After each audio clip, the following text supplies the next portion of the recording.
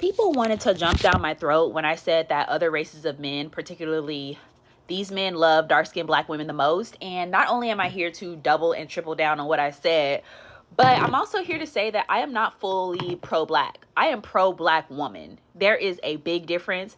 And a lot of times, like, black men will come into the comments making all these defenses and all of these things, but like, what we have to understand is a lot of the pro-black ideas were created by men who were misogynist, and I don't agree with that. I have total respect, well, some respect for the men of the 50s and the 60s who led the civil rights movements and all that stuff, but a lot of them were really misogynist. I love MLK, but he cheated on his wife with a lot of different women. I've heard horror stories about the Black Panthers. So my black idea is not architected by men, and it never will be.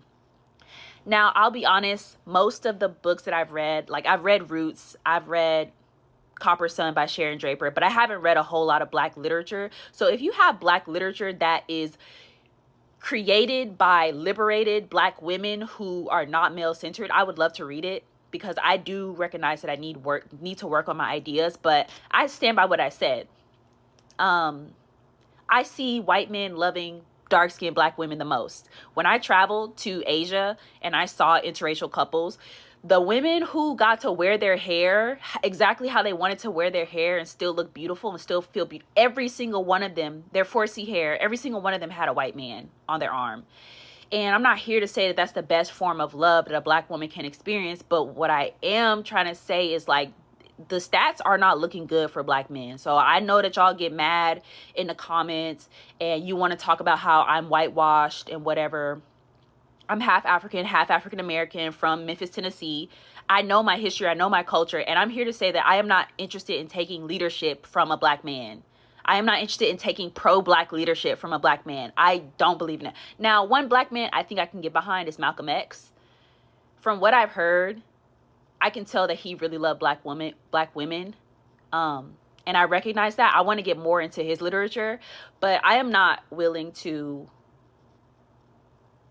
change what I know in my gut is true to fit what I think a black man desires. Like, y'all are not loving dark-skinned black women the way that y'all should be.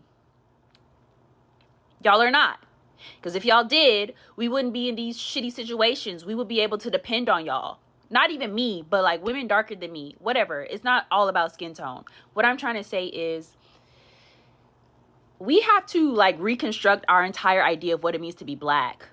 Because if we are listening to people who hated half of the group of black people, if we're listening and taking ideas from a group that hated black women, that raped black women or cheated on black women, why is that normalized and accepted? I don't agree with that. And it pisses me off when I see women defend misogynoir, if that's how you pronounce it, misogynoir. I hate that. Because, so you did all this research, all this literature, you read all these books, but you formed an idea of blackness that centers around the black man, and you are a black woman. That to me is a form of self-hate. So I would rather be ignorant and listen to my own intuition than like take leadership from another black man who hated black women, to be completely honest with you.